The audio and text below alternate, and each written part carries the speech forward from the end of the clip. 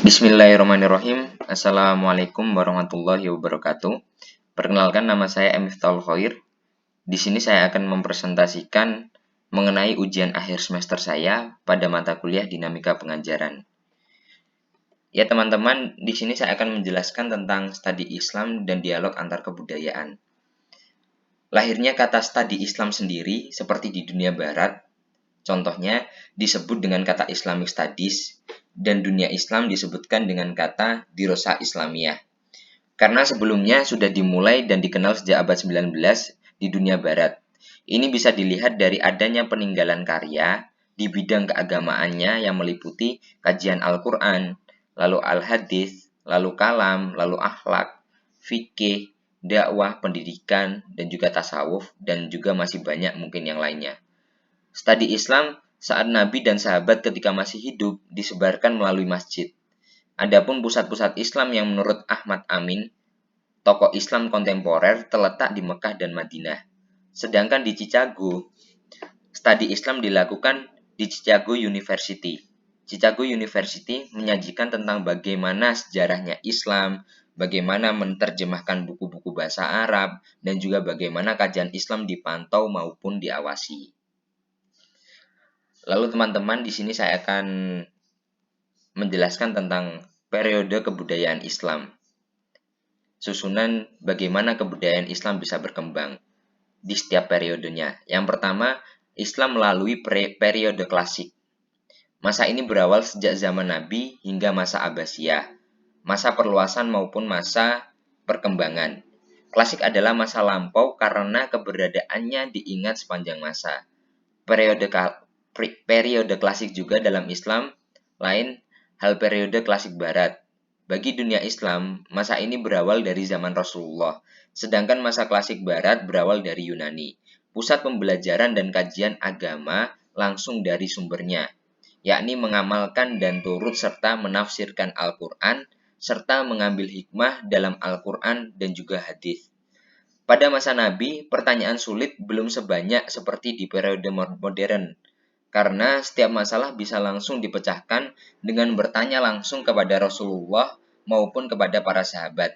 Masa ini di dunia Islam sedang membangun dan di mana awal dari kemajuan Islam. Yang kedua, masa dinasti Umayyah. Masa ini menurut Harun banyak menghasilkan kontribusi beberapa pemikiran. Hasil yang didapat Islam dari perkembangan dan perluasan.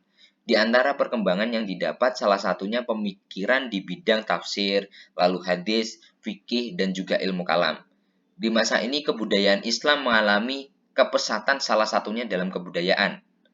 Ilmu pengetahuan teknologi dan ilmu kajian tentang Islam. Dahulu masjid bukan saja untuk melakukan ibadah tetapi juga tempat di mana mendapatkan ilmu sama halnya seperti sekolah. Karena itu muncul beberapa tokoh muslim seperti Hasan al-Basri, lalu Ibnu Syihab, lalu Az-Zuhri dan Wasil bin Atha. Sedangkan titik kegiatan-kegiatan ilmiah ini adalah Kufah dan Basrah di Irak. Tokoh-tokoh intelektualnya adalah Hasan al-Basri dan Ibnu Syihab. Az-Zuhri mengkaji hadis-hadis Nabi dan hukum Islam.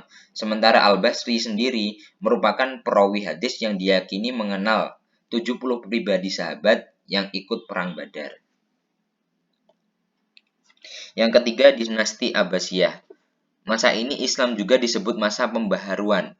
Masa Abbasiyah merupakan awal mula terjadinya kontrak bagi Islam dengan kebudayaan Barat, yaitu kebudayaan Yunani. Bagi Yunani, mereka lebih percaya dengan mitos. Salah satu pembaharuan menerjemahkan penemuan-penemuan atau buku-buku. Bahasa Arab melebihi bahasa Yunani dan bahasa Persia sebagai bahasa penerjemah.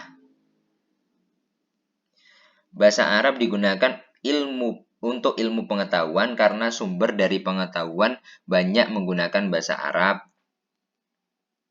filsafat, dan juga diplomasi. Lain hal pembaharuan di bidang bahasa. Pembaharuan di bidang kebudayaan terjadi dari Spanyol Barat hingga India Timur, juga dari Sudan Selatan hingga Kaukasus Utara. Ini merupakan ciptaan manusia untuk manusia dipakai sendiri.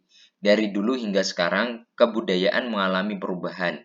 Bahasa Arab merubah kebudayaan mereka terdahulu meluruskan yang lama. Di sejarah Islam, Islam pernah mencapai masa kejayaan karena menghasilkan atau menemukan yang sekarang telah dikembangkan oleh Barat dalam bidang ilmu pengetahuan. Teknologi. Di masa ini para penemu Islam memberikan penemuan mereka yang masih terkait dengan aturan Islam. Para khalifah memberi peluang yang bagus bagi para penemu memiliki kemampuan karena negara mempunyai dana yang mencukupi. Maka negara turut ambil membantu proyek menerjemahkan karya klasik dari Yunani dan juga Persia.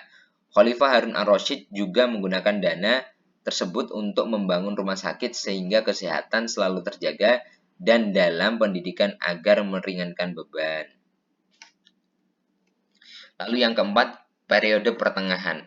Masa ini dimulai dengan runtuhnya Abbasiyah di Baghdad, di mana titik kemajuan kebudayaan Islam.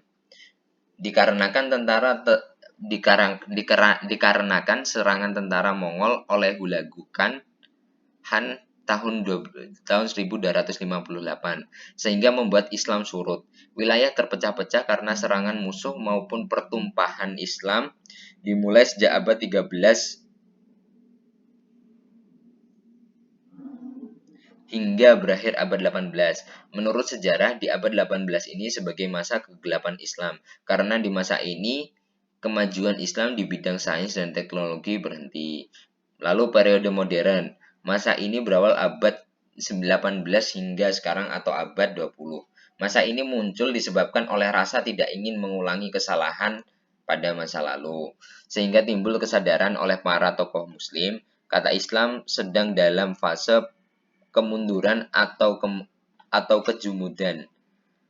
Barat mempengaruhi Islam pada abad 19. Masa modern memberi pembaharuan untuk umat Islam. Pembaharuan ini juga mewujudkan sesuatu manfaat baik untuk dunia maupun akhirat.